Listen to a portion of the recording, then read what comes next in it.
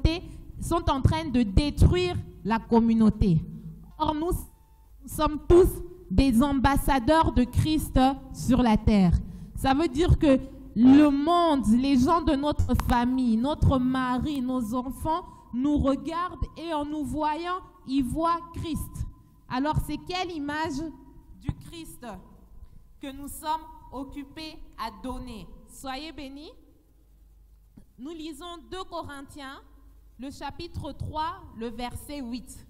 La grâce n'est pas une excuse, un passeport avec un visa simple pour aller vivre dans le péché. Ce n'est pas du tout le but de Dieu. Il nous a justifiés pour que nous soyons libres du péché. Nous ne sommes plus dominés par le péché. Nous ne sommes plus dominés par notre chair et nous sommes libres de vivre une vie juste aux yeux de Dieu. Soyez bénis. Mais en quoi opère la grâce? Dans le fait que quand bien même je trébuche, Dieu ne tient pas compte de ma faute. Il continue à me déclarer juste. Il continue à me déclarer digne de vie. Mais il ne m'encourage pas, il ne me donne pas un visa, il ne me pousse pas, il ne me conduit pas à vivre une vie de péché. Soyez bénis. Donc, c'est-à-dire quoi? Tu puis bien utiliser le mensonge et ne pas te sentir condamné dans le sens que tu sais que je ne vais pas perdre mon salut parce que j'ai menti. C'est vrai. Mais quand tu le fais, ne dis pas que c'est le Saint-Esprit qui t'a poussé à le faire. Tu dois reconnaître que celui qui t'a influencé à mentir, c'est celui qui est derrière la puissance du péché. Ce n'est pas Dieu. Donc tu dois reconnaître que quand j'ai menti là, j'ai choisi d'écouter et d'obéir à celui qui est derrière la puissance du péché. Soyez bénis.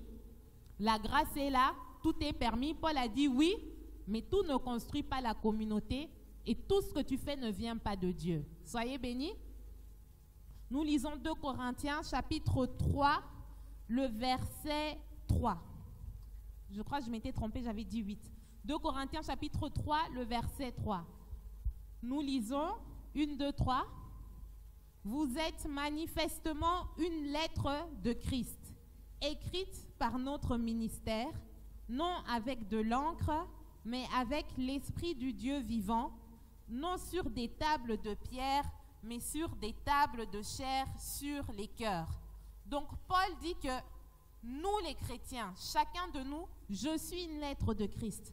Tu es une lettre de Christ que Dieu, que le Saint-Esprit écrit sur le cœur des gens.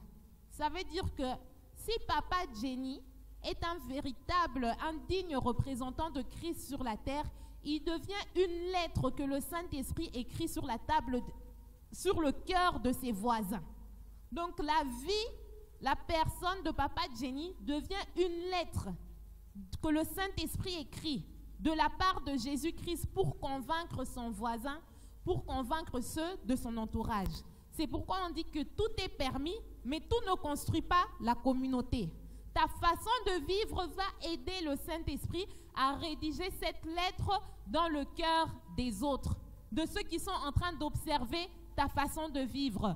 Toi qui te dis chrétien, toi qui te dis rempli de l'Esprit de Dieu, toi qui te dis que tu passes autant d'heures quotidiennement dans la présence de Dieu, toi qui déclares les versets bibliques, toi qui déclares que tu es juste. Alors les gens te regardent et ta façon de vivre aide ou fait obstacle au témoignage que le Saint-Esprit cherche à rendre dans le cœur de tout un chacun. Soyez bénis. Dans 2 Corinthiens chapitre 5, le verset 20, la Bible dit ceci: nous faisons donc les fonctions d'ambassadeurs de Christ. Nous sommes les représentants de Christ ici sur la terre. Nous travaillons comme ambassadeurs pour Christ. La Bible dit comme si Dieu exhortait par nous. Donc Dieu est en train d'encourager les gens à croire en Jésus par moi qui me dis chrétienne, par toi qui te dis chrétien. Et qu'est-ce qu'il dit quand on a dit que notre vie est comme une lettre que le Saint-Esprit écrit dans le cœur des gens? Qu'est-ce que le Saint-Esprit écrit? Nous continuons le verset. Nous vous en supplions au nom de Christ, soyez réconciliés avec Dieu. Donc le Saint-Esprit cherche à écrire une lettre dans le cœur de ceux qui t'observent. Et le message de cette lettre, c'est « Sois réconcilié avec Dieu ». Mais il y a des gens qui ne viennent pas à l'église, qui n'entendent pas le message de Christ. Ils te voient toi. Alors, il faudrait que ta façon de vivre soit un encouragement pour eux, pour qu'ils puissent recevoir le témoignage du Saint-Esprit. Parce que le Saint-Esprit rend témoignage à tout le monde. À tout le monde, il est en train de dire « Sois réconcilié avec Dieu ». Même ceux qui sont déjà chrétiens. Il y en a qui sont chrétiens, mais qui se sont comme éloignés. Ils sont chrétiens, mais ils ne connaissent pas encore. Il y en a qui refusent le baptême du Saint-Esprit, mais qui sont chrétiens.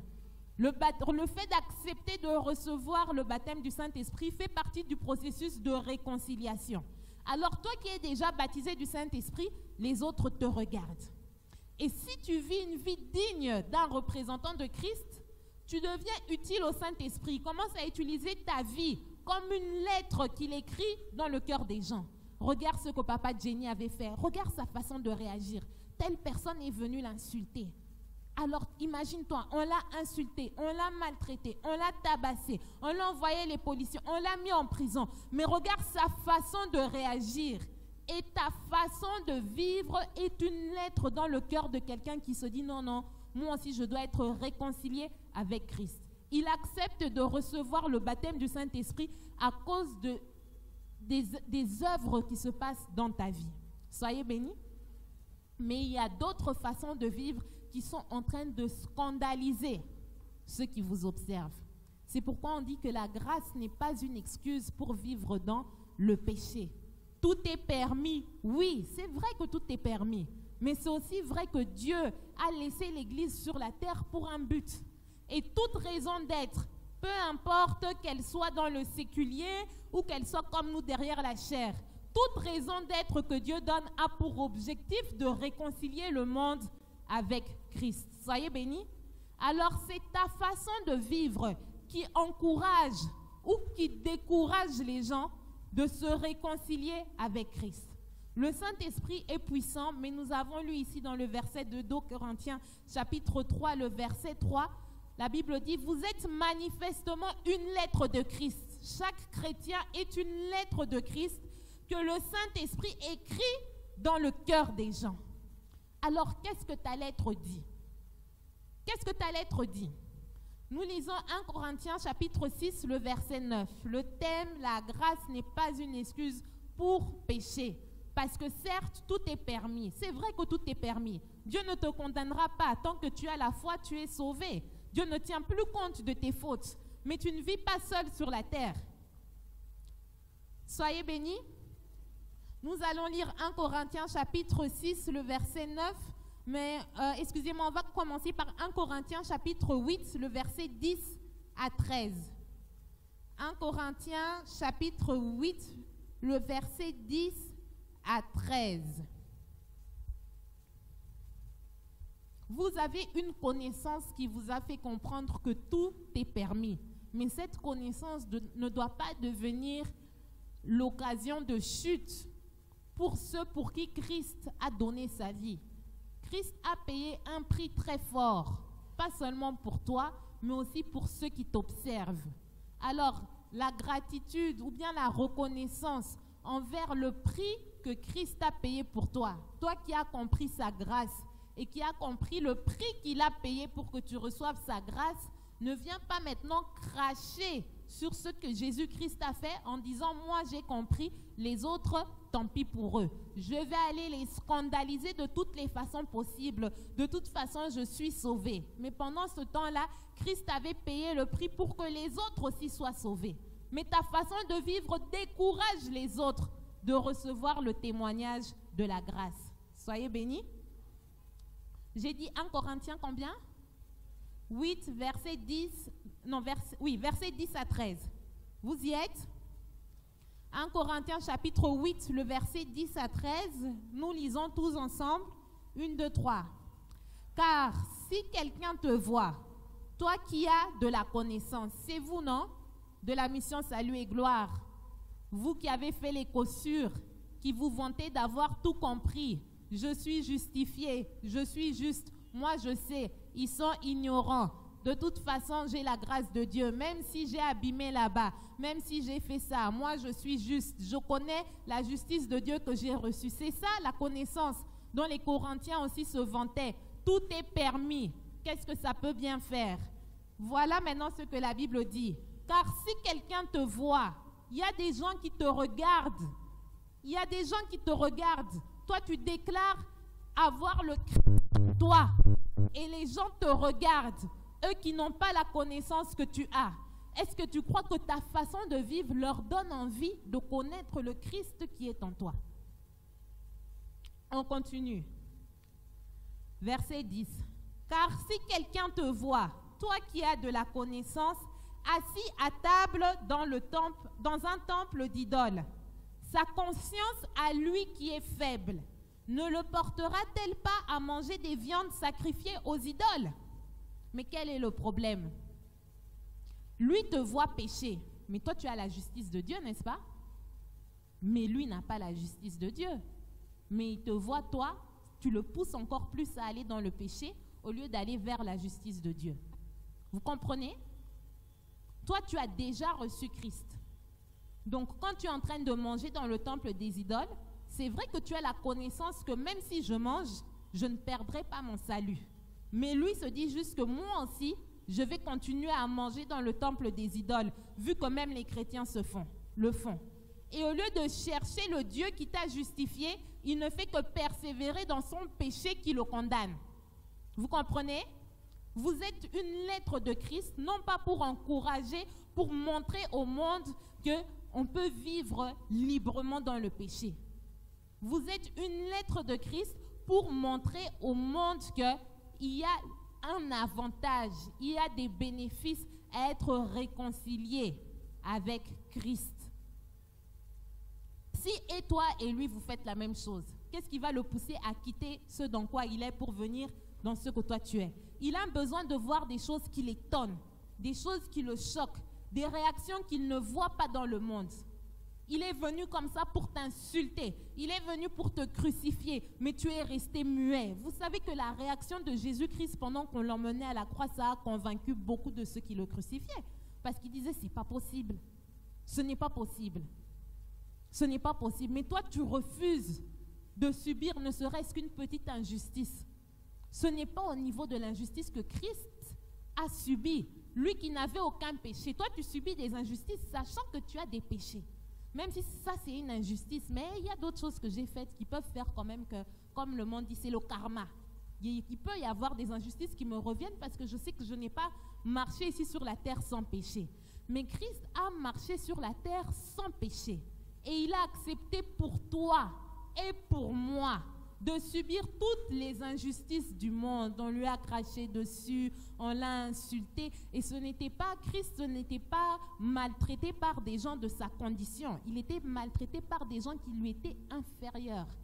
Comme Jocelyn me donnait l'exemple, c'est comme si ce sont des fourmis qui viennent vous maltraiter, vous insulter, vous cracher dessus, vous mettre à la croix. Vous savez qu'il suffit que je souffle. Vous avez déjà vu je crois que c'est le livre d'Apocalypse où on montre qu'à la fin des temps, moi ça m'a choqué. À la fin des temps, quand il y aura la bataille de tous les injustes contre Christ, Christ a réglé la chose en soufflant. C'est fini. Mais quand on l'a mis à la croix, il savait que moi je peux souffler. C'est fini. Mais toi, il suffit qu'on vienne même un tout petit peu te gratter ici et tu veux montrer toute la puissance que tu as de ta chair. Tu oublies le témoignage que tu es censé rendre de Jésus-Christ. Tandis que Christ, il a accepté pour que toi et moi, nous soyons sauvés. Et la Bible dit ceci, à nous qui sommes restés sur la terre, il n'y a pas de plus grand amour que de donner sa vie pour ses amis. On sait que tu as raison, on ne te demande pas si tu as raison. Ce n'est pas la question. Le problème, c'est quel témoignage tu es en train de rendre. Parce que cette personne-là, Christ a donné sa vie pour elle autant qu'il a donné pour toi. Si tu considères le prix que Christ a payé pour te sauver, tu vas comprendre que je puis supporter l'injustice pour que lui aussi soit sauvé. Et Christ nous a donné la raison. Quand il était à la croix, il a dit, Père, pardonne-leur, ils ne savent pas ce qu'ils font. Toi, tu veux corriger quelqu'un qui n'a pas Christ nommé en lui, qui n'est pas rempli de l'Esprit de Dieu, au lieu d'accepter que toi, si tu ne fais pas ça aux autres, ce n'est ni par ta force, ni par ta puissance, mais grâce à l'Esprit de Dieu qui est à l'intérieur de toi. Mais quand tu te retrouves face à des gens qui sont dans des péchés, qui n'ont ni Christ, ni le Saint-Esprit, tu cherches à les juger, les condamner, les corriger, comme si ton comportement s'était corrigé de par ta propre justice. Tu as bénéficié gratuitement de la justice de Dieu. Sois tolérant avec les autres. Accepte qu'il a tout simplement besoin de la justice de Dieu. Et moi qui ai la connaissance, qui suis rempli de l'Esprit de Dieu, par qui je puis tout, par celui qui me fortifie. Moi, j'ai la force de supporter sa bêtise. Lui n'a pas la force. Mais comme moi, j'ai la force, par l'Esprit de Dieu qui habite en moi, j'accepte sa bêtise. Ce que je vis, c'est quoi? Le témoignage que je suis en train de lui rendre. Soyez bénis. Christ a payé le prix. Son sang a coulé. Si aujourd'hui tu dis que tu es juste, n'oublie pas que tu n'es pas juste dans ta chair. Dans tes veines, il n'y a aucune justice. Dans tes cellules biologiques, il n'y a aucune justice. Si lui, la puissance du péché de la chair opère à un plus haut degré que la tienne, ça ne sert à rien, comme le pasteur Andrew Womack dit souvent, ça ne sert à rien d'être le meilleur pécheur en enfer. Qu'est-ce que ça change? Moi-même, quand j'étais pécheur, je n'aurais jamais pu aller jusque-là. Mais vous tous, c'était la même destination. On n'a pas fait des différentes classes sociales en enfer. C'est la même condamnation, c'est la même mort pour tout le monde.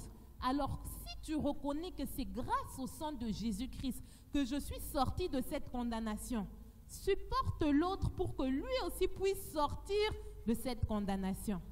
Mais les chrétiens n'ont aucune patience, aucun amour. Il m'a fait ça, c'est sans problème. Le salut est individuel. Et vous avez toutes sortes de versets pour justifier le manque d'amour. Vous refusez d'opérer par l'amour et vous justifiez ça par les versets bibliques. Christ a dit dans la parole aux pharisiens, vous êtes en train de lire la parole, mais vous refusez de recevoir le témoignage de la parole. Cette parole rend témoignage de moi, Jésus.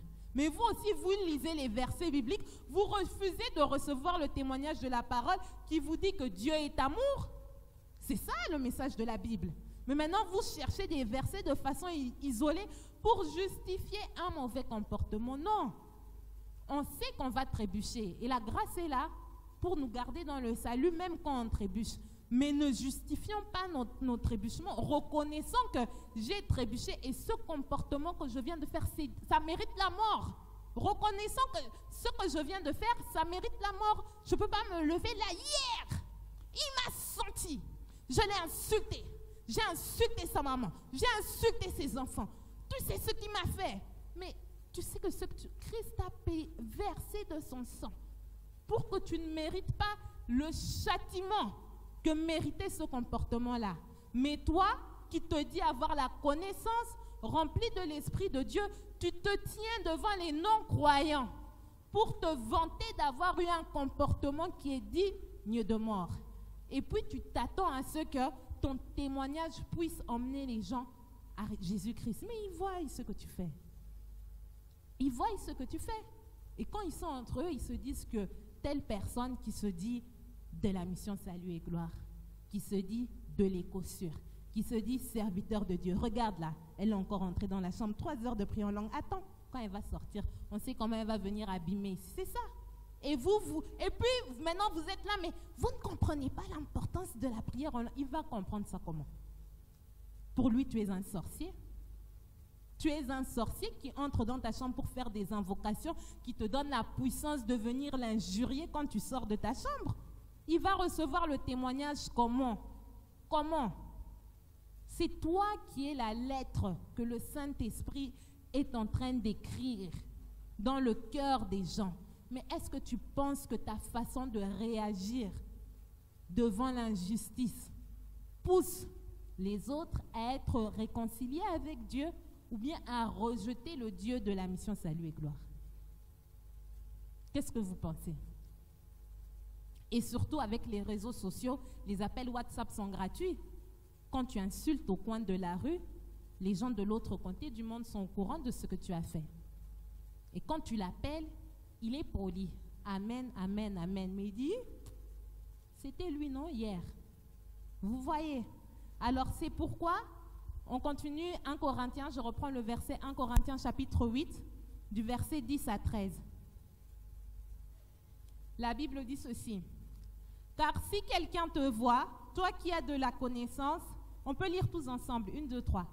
Car si quelqu'un te voit, toi qui as de la connaissance, assis à table dans un temple d'idoles, sa conscience à lui qui est faible, ne le portera-t-elle pas à manger des viandes sacrifiées aux idoles, au lieu de rendre témoignage du Saint-Esprit, au lieu de vivre une vie qui réconcilie les hommes avec Dieu, tu vis une vie qui réconcilie les hommes avec le péché. Il y va très réconforté, que même lui qui prie, il fait alors. Allons-y. Il est très réconforté dans sa position. Verset 11. Et ainsi le frère qui est faible périra par ta connaissance, le frère pour lequel Christ est mort, en péchant de la sorte contre les frères et en blessant leur conscience faible, vous péchez contre Christ. Ça fait mal à Christ parce que lui dit, mais je suis mort pour lui. Il était à ça d'accepter de recevoir le baptême du Saint-Esprit. Tu es venu tout abîmer, tout simplement parce qu'il t'a dépassé, tout simplement parce qu'il t'a dit ça. Tu ne pouvais pas supporter l'injustice. Il était à 2 minutes d'accepter de recevoir Jésus-Christ, à 2 minutes d'accepter de recevoir le baptême du Saint-Esprit. Le Saint-Esprit faisait un grand travail en lui pour le convaincre d'accepter, mais tu es venu tout abîmer, parce que tu es juste. La grâce n'est pas une excuse pour vivre dans le péché. Tu as la connaissance, mais considère le prix que Dieu a payé pour que tu reçoives cette connaissance. Que ta connaissance ne devienne pas une pierre d'achoppement pour les autres. Tu as aussi été à un moment un ignorant. Mais maintenant que tu connais, tu ne veux plus considérer que hier tu ne connaissais pas. On dirait que toi tu étais né juste. Tu n'es pas né juste. Dieu t'a fait grâce. De la même façon qu'il est capable de faire grâce à l'autre. Mais tu oublies tout ça. Tu oublies que c'est la grâce de Dieu qui m'a rendu juste. Non, tout ce que je sais, c'est que moi je suis juste.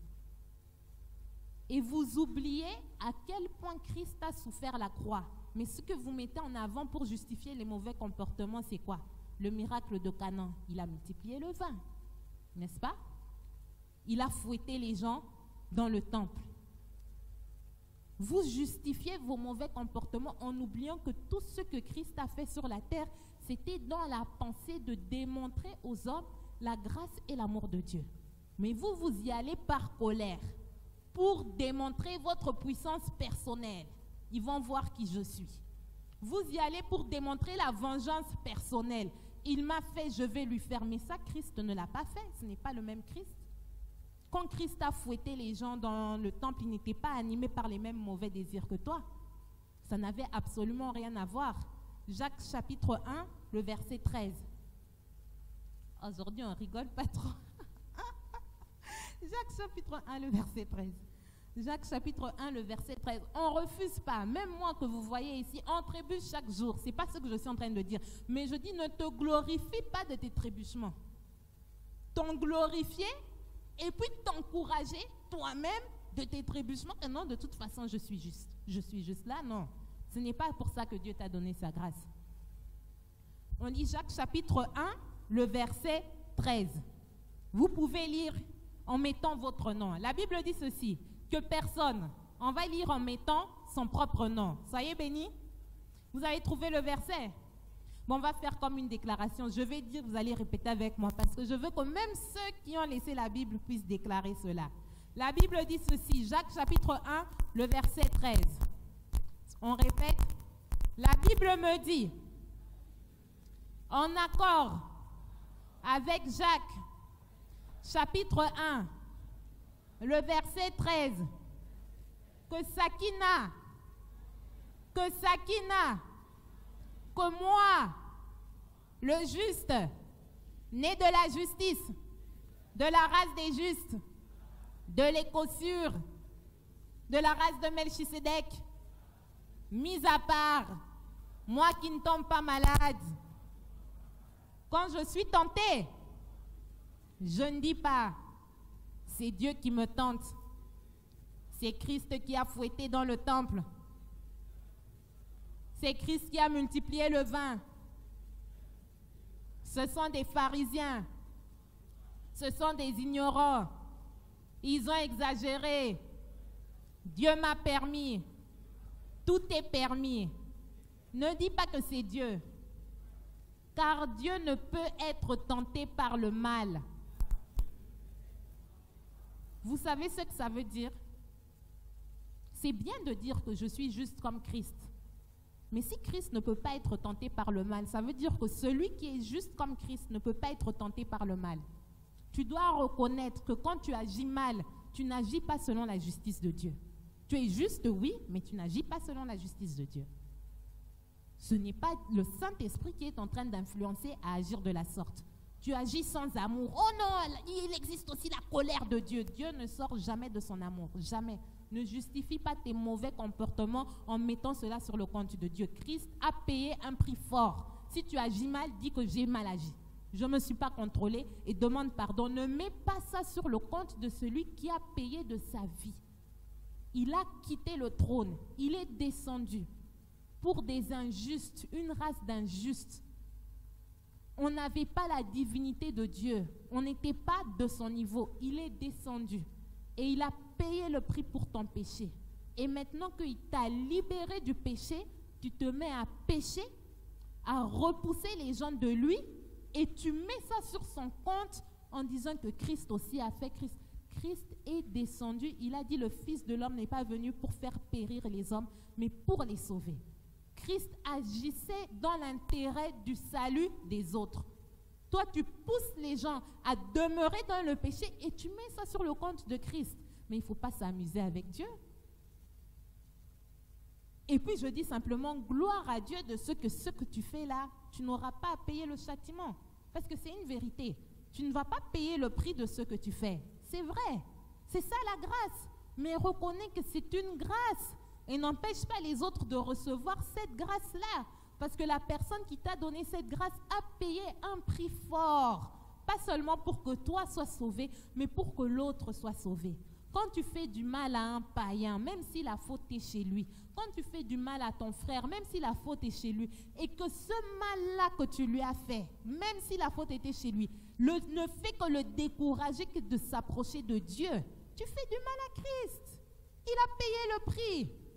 Christ est là, venez à moi, venez à moi, venez à moi. Mais toi, tu blesses les gens par ton comportement, tu refuses de manifester l'amour, les gens sont découragés, tu pousses les gens à la dépression par tes mauvaises paroles. Au lieu de les encourager, tu les décourages.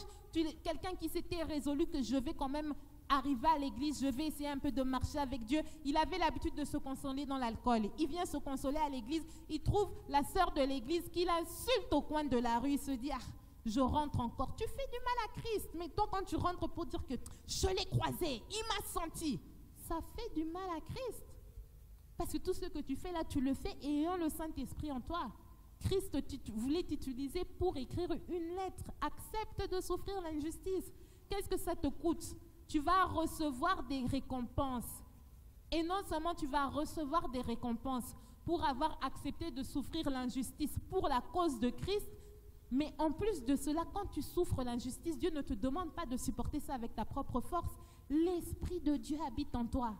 L'Esprit de Dieu habite en toi. C'est lui qui prend le coup de toutes les injustices que tu subis. Mais tu refuses. Non, non, non, non. Tu oublies que tu es juste. Sorti du monde des ténèbres. Mort quant à ta race d'Adam. Né de nouveau dans la famille de Christ. Tu rentres maintenant à ta famille d'Adam. Est-ce qu'il sait qui je suis? Nous, les gens du Bas-Congo. Nous, les gens de. Est-ce qu'il sait? Est-ce que j'ai ton âge, même si c'est un jeune? Est-ce qu'il connaît mon âge? Tu parles de quel âge? L'âge en Christ ou bien l'âge biologique? Parce que tu te dis juste en Christ. Mais quand tu as réagi mal, tu vois maintenant en Adam. Finalement, positionne-toi. Jacques dit que celui qui est tantôt là-bas, tantôt par là, il vacille, on ne comprend plus. Tantôt tu es juste, tantôt tu es l'enfant de tes parents, tantôt.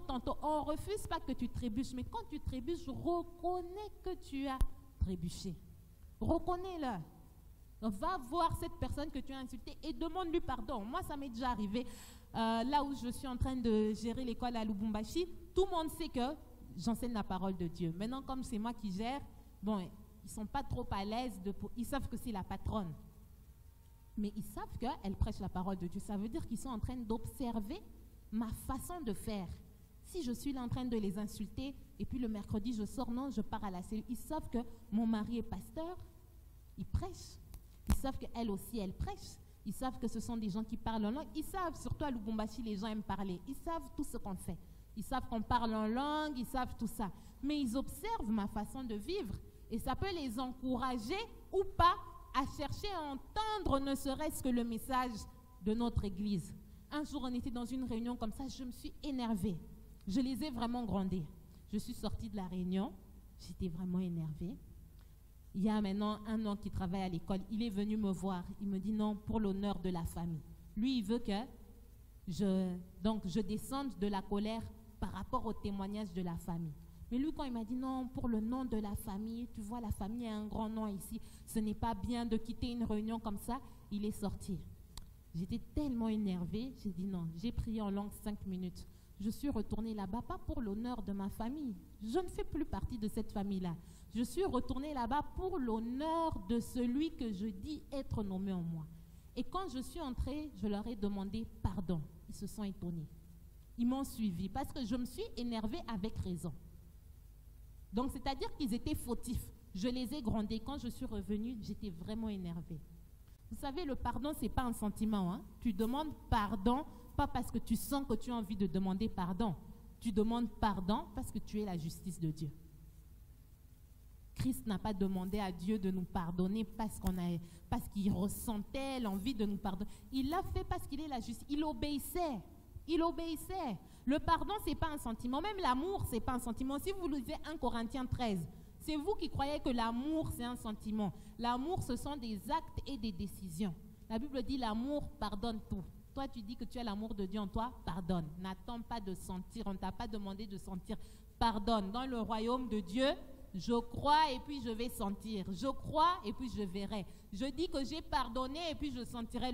Fais d'abord. C'est le Saint-Esprit qui va matérialiser ces choses en toi. Mais il matérialise la parole que tu déclares. Toi, tu déclares, je ne pardonne pas. Je ne refuse de pardonner. Non, non, non, pas encore, pas encore. Tu vas rester dans le non-pardon. Moi, je suis retournée dans cette réunion-là. J'ai demandé pardon. La réunion s'est terminée. Il y a 2 personnes qui m'ont suivie. À la fin de la réunion, ils m'ont dit, madame, vous savez, je suis la plus jeune de tous les employés, mais c'est moi qui ai leur patronne. Ils m'ont suivi, madame. D'abord, on a observé un peu votre façon de gérer l'école. On a trouvé en vous que bien que vous êtes jeune, vous êtes un modèle. Mais aujourd'hui, ce qui nous a vraiment étonnés. Parce que quand ils sont venus, je leur ai fait une blague. J'ai dit, vous voyez que quand je m'énerve, je sais aussi m'énerver comme ma maman. Ils ont dit oui.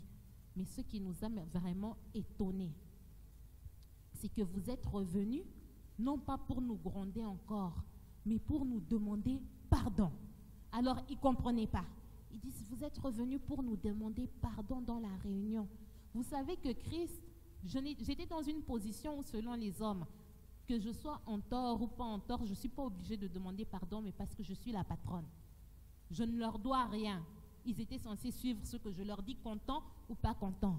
Mais je suis revenue demander pardon. Pourquoi? Parce que je sais qu'aux yeux de Dieu, on a la même valeur. Aux yeux de Dieu, c'est le même prix qui a été payé. Alors, comme Christ, la Bible nous dit dans Philippiens chapitre 2, Philippiens chapitre 2, si je ne me trompe pas, Philippiens.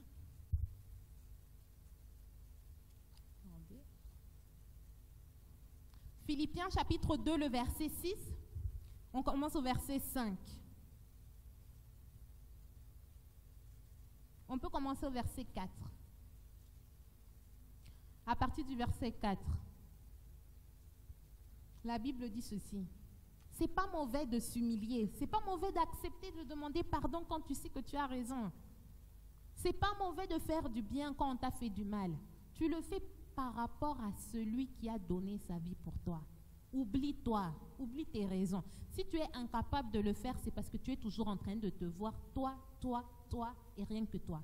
tu ne vois pas celui qui a donné sa vie pour toi. Quand tu vois Christ, ça devient facile. On parlait même de ça avec mon mari cette semaine. On a vécu une injustice. Tous les deux, on était très énervés. J'ai dit, le Saint-Esprit m'a dit d'aller demander pardon à la personne. Donc, on n'a même pas eu d'échange. La personne a tout simplement abîmé elle-même.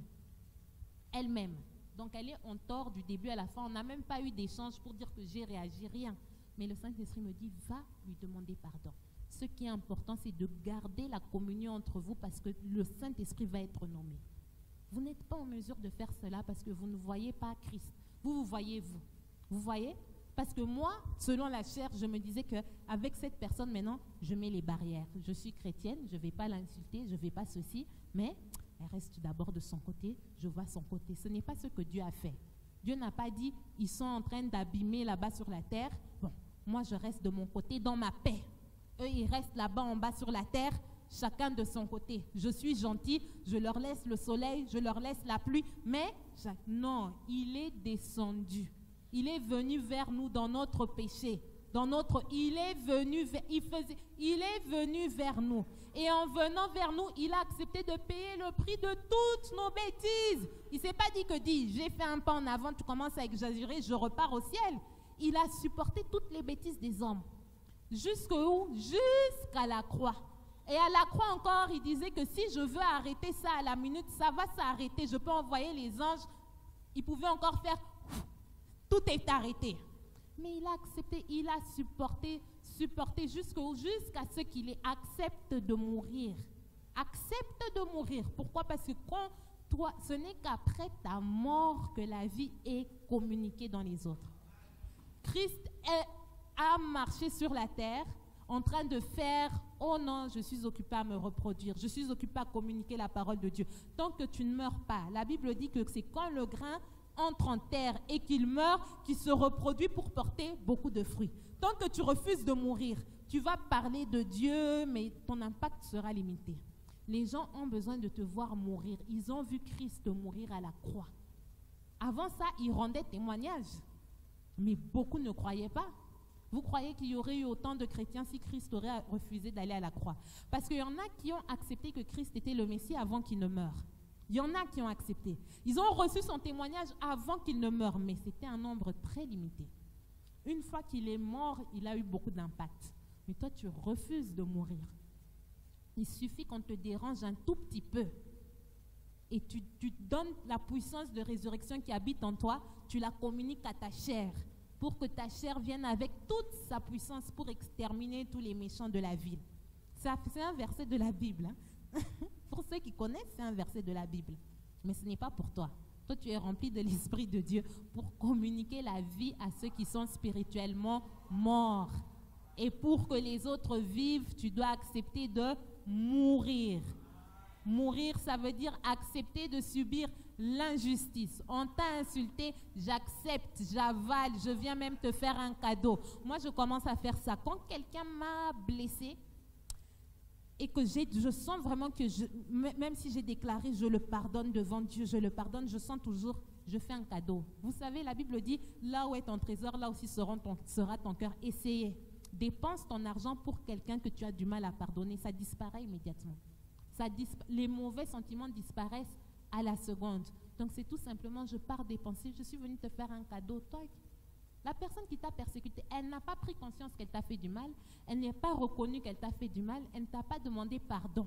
Tu as seulement accepté de le pardonner, toi et Dieu. Je le pardonne et je viens te donner un cadeau. Pas donner un cadeau plus discussion. Prends, sois béni, c'est fini. Je ne suis pas venue te donner le cadeau et t'expliquer comment tu m'as fait mal et tu te rappelles en 87, tu m'avais dit telle parole, mais tais-toi, meurs. Et quand tu es mort, tu marches en nouveauté de vie. Le mauvais souvenir est resté à la croix. Je t'aime seulement, c'est gratuit. C'est ce que Dieu a fait pour nous. On va lire Philippiens, on a dit Philippiens chapitre 2, du verset 4 au verset 8. Soyez bénis.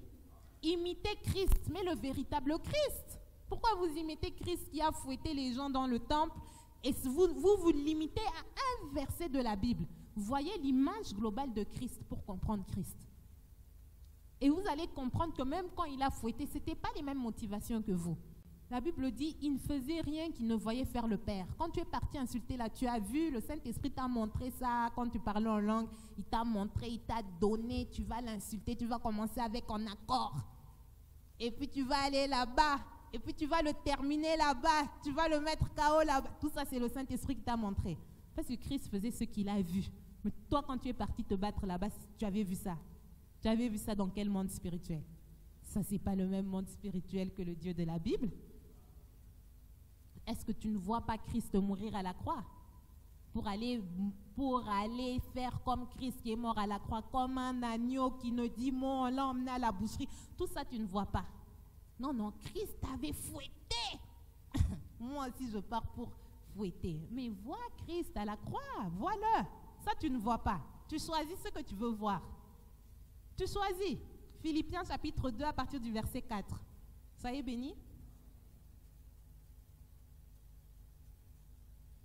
Que chacun de vous, nous lisons 1, 2, 3, que chacun de vous, au lieu de considérer ses propres intérêts, il m'a fait, il m'a dit, il m'a pincé, d'ailleurs, considère aussi ceux des autres. Ils ont besoin du salut, ils ont besoin de la grâce, ils ont besoin de recevoir le baptême du Saint-Esprit.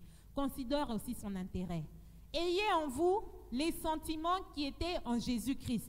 Maintenant, on vous explique les sentiments qui étaient en Jésus. Parce que vous cherchez à déterminer quels étaient les sentiments qui étaient en Jésus en le regardant fouetter les voleurs dans le temple. Mais ici, quand on vous explique quels étaient les sentiments de Jésus, on vous donne un autre exemple. On dit ceci, verset 6. Lequel, existant en forme de Dieu, patron des patrons, il n'a point regardé comme une proie à arracher d'être égal avec Dieu. Tu sais qui je suis, tu me connais. Christ n'a pas regardé à ça. Il n'a pas regardé à ça. Verset 7. Mais il s'est dépouillé lui-même. Je suis patron, mais j'accepte.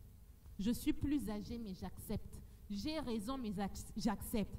Il s'est dépouillé lui-même. On ne l'a pas dépouillé. Il a pris la décision lui-même. Parce qu'il considérait notre intérêt. S'il considérait son propre intérêt, il n'aurait jamais été à la croix. Il considérait notre intérêt à nous. Considère l'intérêt de celui qui te fait du mal. Et demande-toi si la façon dont tu réagis, c'est dans son intérêt ou pas. C'est dans l'intérêt du Saint-Esprit qui cherche à lui rendre témoignage ou pas. Et tu vas commencer à revoir tes réactions.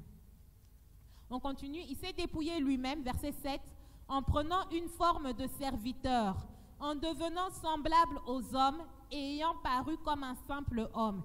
Il s'est humilié lui-même, se rendant obéissant jusqu'à la mort, même jusqu'à la mort à la croix. Il est mort dans des énormes souffrances, mais il l'a fait parce qu'il a considéré ton intérêt à toi, il a considéré mon intérêt à moi, mais pas que nous. Il a considéré l'intérêt de ton ennemi. Il le considérait aussi. Il considérait aussi son intérêt. Alors toi qui te dis que je suis la justice de Dieu, je suis juste, tu dois te considérer comme mort au péché et comme vivant pour Christ. Si je vis pour Christ, je ne cherche pas mon intérêt à moi dans cette histoire. Je cherche l'intérêt de Jésus-Christ. Je cherche l'intérêt de Jésus-Christ. Et vous allez vous rendre compte que quand je cherche l'intérêt de Jésus-Christ, Paul nous dit simplement à quoi ça ressemble. On est dans 1 Corinthiens chapitre 6. Vous allez revoir beaucoup de vos procès et de vos querelles que vous êtes en train d'avoir les gens. Vous cherchez l'intérêt de qui?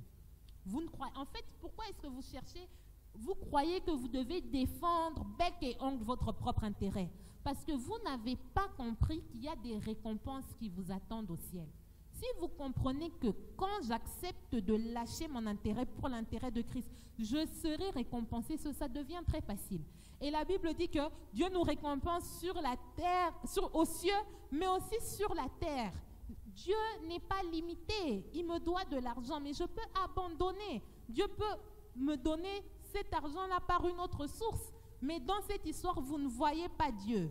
Vous ne voyez que votre propre intérêt. Si je puis abandonner mon intérêt, je te pardonne. J'abandonne mon droit dans cette affaire. Vas-y, sois béni. Le Seigneur m'a mis à cœur d'abandonner. La personne se pose la question, je lui dois autant d'argent? Ça commence à tourner. On dit la lettre écrite dans son cœur par l'Esprit Saint. un homme sur cette terre qui peut accepter d'abandonner son droit comme ça, c'est que le Dieu qui prie est vrai. Parce que ça, je n'ai pas vu sur la terre. Mais quand il te voit aller jusqu'au bout, c'est jusqu'à la mort. Moi, c'est jusqu'à la mort. Et d'ailleurs, un de nous deux va mourir. Mais comme moi, je suis juste, c'est toi qui vas mourir. Tu verras. Oh!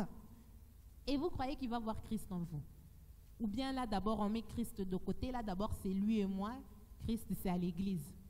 Hein? 1 Corinthiens chapitre 6. Abandonner, abandonner, abandonner. Soyez bénis. 1 Corinthiens chapitre 6, à partir du verset 7. 1 Corinthiens chapitre 6, à partir du verset 7, nous lisons 1, 2, 3. C'est déjà certes un défaut chez vous les chrétiens, d'avoir des procès les uns avec les autres. Pourquoi ne souffrez-vous pas plutôt quelque injustice? Pourquoi ne vous laissez-vous pas plutôt dépouiller? Ça, le Saint-Esprit ne vous dit jamais. Non, Jésus a fouetté. Mais 1 Corinthiens 6, 7, le Saint-Esprit ne vous a jamais demandé d'abandonner. Vous priez, vous ressortez avec la force pour aller les tabasser. Et il va mourir. Mais ici, on dit, pourquoi est-ce que tu ne peux pas accepter de te laisser dépouiller? Vous cherchez à amasser des trésors sur la terre. Vous savez que quand on va comparer notre temps de vie sur la terre, malgré toute la bonne longévité qu'on prêche, même si tu fais 200, 400, 900 ans, 1500 ans, 3000 ans ici sur la terre, quand tu vas comparer à l'éternité que tu vas passer avec Christ, ce sera comme un clin d'œil. Ce sera comme un clin d'œil. Tu vas te rendre compte que au lieu de réconcilier les gens avec Christ, je me suis battu pour une maison. Inutile. Christ est en train de te préparer une demeure dans les cieux. Même si tu quittes la terre sans avoir jamais eu une maison à ton nom, qu'est-ce que ça fait? Tu es ici pour rester ou tu es passager sur la terre?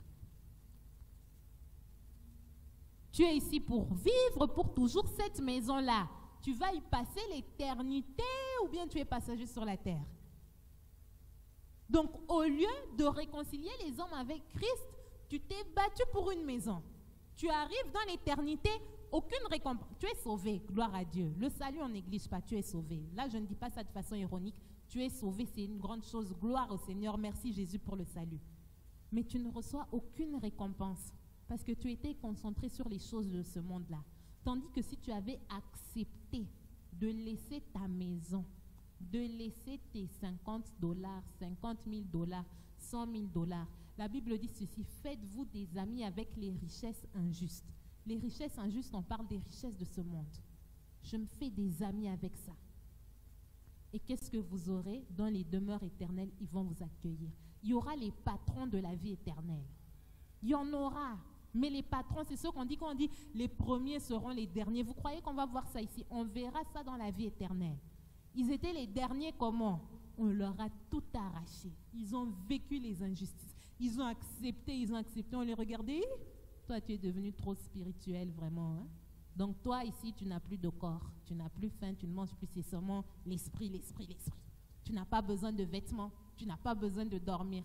Mais quand arrivé au ciel, vous allez voir que ça va changer.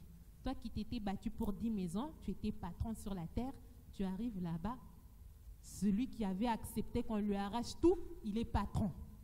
Mais tu es sauvé. Ça veut dire que la condition est bonne. Mais il y aura des patrons. La Bible dit à d'autres, on va donner quoi? Une ville, d'autres 10 villes. Il y aura des autorités. Il y aura des autorités. La Bible dit qu'on va recevoir des couronnes. Il y en a d'autres, ils vont entrer, mais il n'y a aucune couronne. Mais tu es entré. Tu as reçu la justice de Christ. Mais les bonnes œuvres permettent de recevoir des récompenses et les couronnes qui représentent les degrés d'autorité que tu auras pour l'éternité. C'est pour l'éternité. Ça veut dire quoi? C'est ici que tu te qualifies pour un certain degré d'autorité. Arrivé là-bas, tu n'auras aucune œuvre à faire pour pouvoir monter en autorité. Ça se joue maintenant. Ça se joue maintenant. Mais vous êtes concentrés sur les choses de ce monde. Alors, qu'est-ce qu'on nous enseigne ici? On nomme le Saint-Esprit là où il n'est pas nommé. Et on vous dit, passez beaucoup de temps dans la prière en langue. Pourquoi? Pour que l'Esprit grandisse. Mais si réellement vous priez en langue et que l'Esprit grandisse, pourquoi est-ce que vous ne vous intéressez pas au désir de l'Esprit? L'Esprit veut réconcilier le monde avec Christ. C'est ça qu'il veut. Il ne veut pas des maisons. Est-ce qu'un esprit a besoin de maisons? Il a besoin d'ailleurs de combien de maisons? Hein? L'esprit a besoin de maisons. Tant que tu es dans ton corps, c'est déjà bon. Le corps est en bonne santé, c'est déjà bon.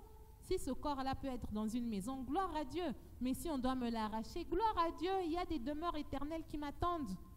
Arrêtez de rester concentré sur les choses de ce monde. Le monde d'aujourd'hui, ça passe.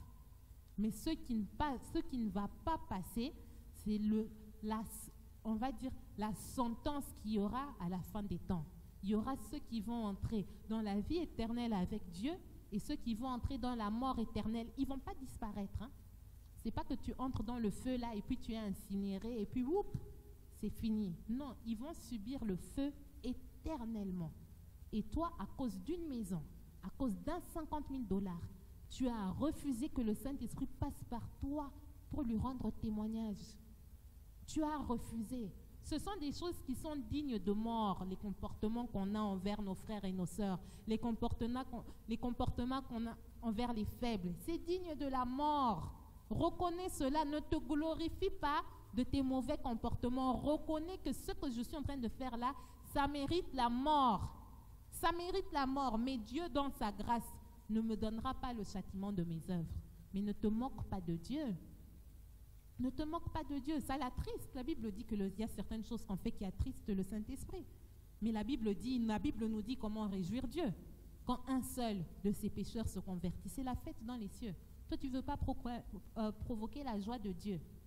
Tu ne penses qu'à toi, la joie que j'aurai quand je vais récupérer ma maison, la joie que j'aurai quand je vais récupérer mes millions, la joie que j'aurai mes Christ dans tout ça.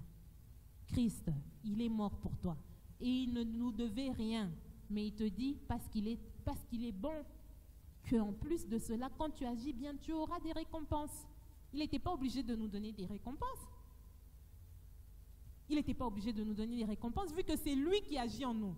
Quand on rend témoignage à quelqu'un, c'est lui qui rend témoignage en nous. Quand je parle comme ça, c'est lui qui parle en moi. Mais il va me récompenser. Imaginez-vous un tel Dieu. Et vous ne voulez pas réconcilier les hommes avec ce Dieu-là, parce qu'il te doit, parce qu'il t'a fait, parce qu'il t'a dit, et il a recommencé. Je l'ai donné une chance, il a encore fait. Je l'ai donné une chance, il a encore fait. Regarde-toi dans le miroir. Regarde ta chair. C'est pourquoi moi je dis, je sais ce qu'il y a dans ma chair. Je sais que en tout cas, je ne mérite rien devant Dieu. Je le sais. Il faut, vous savez quand on dit qu'on est juste, hein, il faut équilibrer cela en sachant que je suis juste en Christ.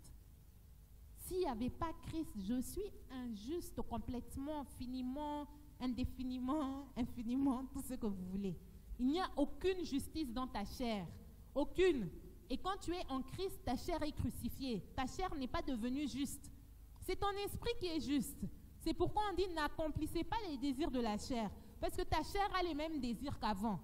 Elle est à la croix. Laisse-la là-bas à la croix. Ne crois pas que je suis devenu juste. Tu regardes ta biologie ici, tu crois que tu es juste, tu n'as pas compris. On a dit, je suis un esprit. Mon esprit est juste. Soyez bénis. On va clôturer avec un verset, Romains chapitre 8, le verset 8. Le thème, la grâce n'est pas une excuse pour vivre dans le péché. Car oui, tout est permis, mais tout ne construit pas la communauté. Pense à la communauté que Christ cherche à établir sur la terre. Pense à la mission que Dieu t'a confiée. Même si tu es banquier pour réconcilier le monde avec Christ. Même si tu es couturier pour réconcilier le monde avec Christ. Si tu es ministre de l'Évangile, tu es ministre de l'Évangile non pas pour repousser les gens, en les condamnant, en leur disant que tu vas brûler en enfer, en les décourageant, en prêchant les liens de famille, en prêchant la condamnation, en prêchant que Dieu t'a puni, c'est pourquoi ta femme est morte, Dieu t'a puni, c'est pourquoi... Non, Dieu t'a envoyé réconcilier le monde avec les hommes. Soyez bénis. Même si on ne me rend pas ce qui m'est dû, j'accepte.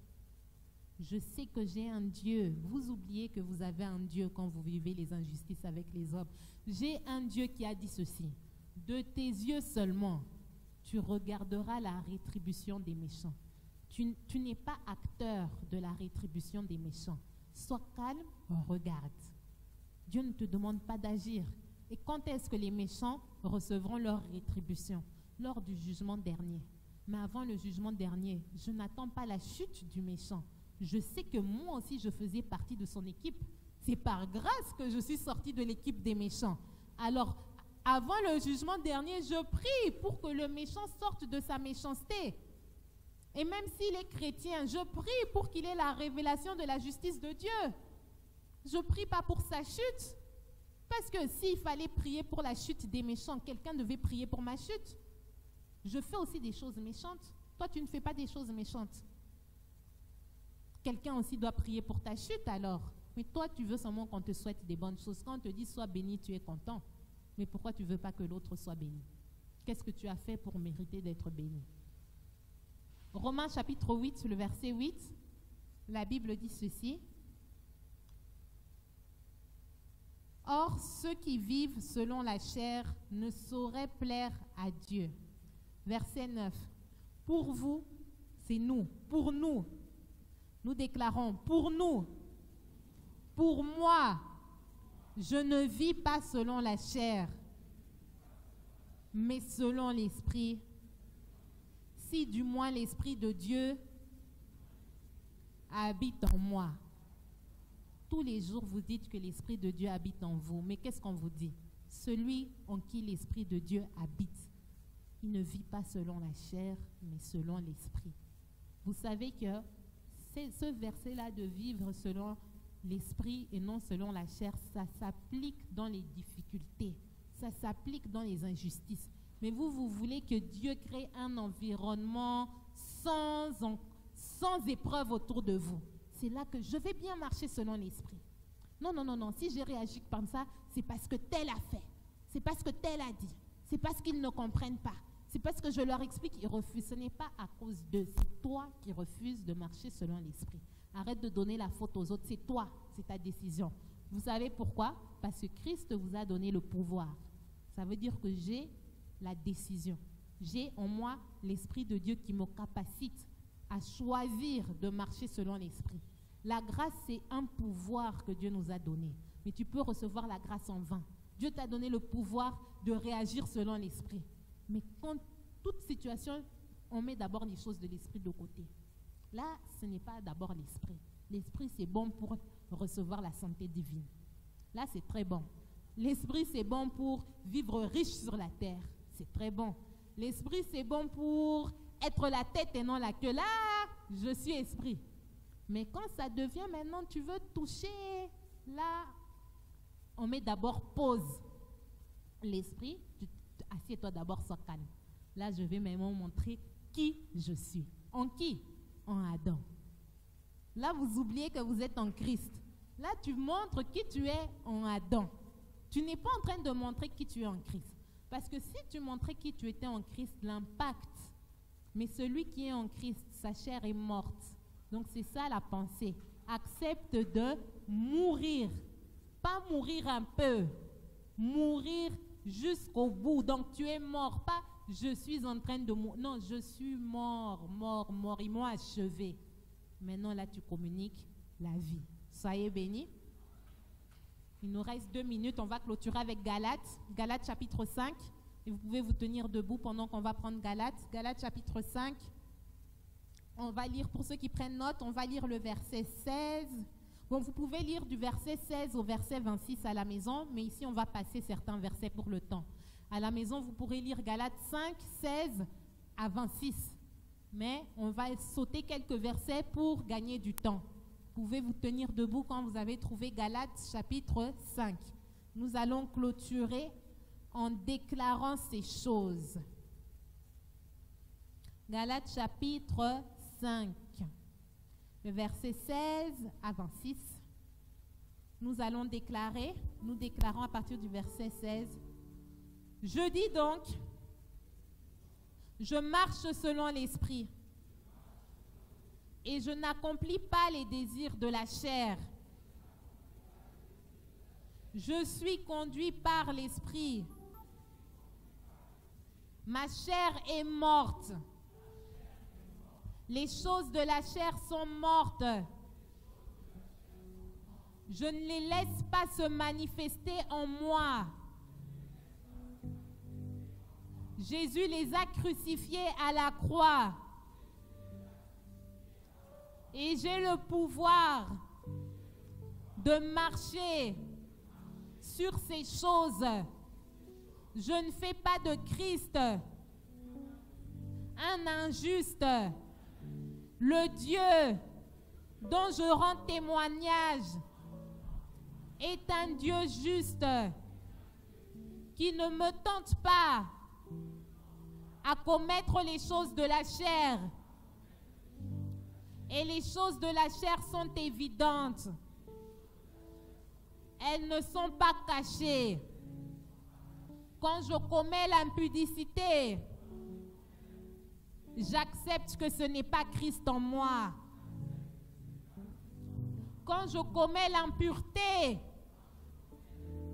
j'accepte que ce n'est pas Christ en moi. Quand je commets la dissolution, l'idolâtrie, la magie, les animosités, les querelles, les disputes, les injures, les divisions, les bagarres, l'envie, l'ivrognerie et même les excès de table. J'accepte la vérité. Ce n'est pas Christ en moi. C'est ma chair, celle que Christ a crucifiée. Celle à cause de laquelle Christ est allé à la croix. Et je reconnais que ce que le Saint-Esprit me pousse à faire, c'est aimer, c'est pardonner, c'est abandonner, c'est chercher la paix au prix de ma propre vie. Dans le royaume de Dieu, on n'obtient pas au prix de la vie des autres. On obtient au prix de sa propre vie. Même si on a raison. C'est celui qui a raison qui paye. Soyez bénis.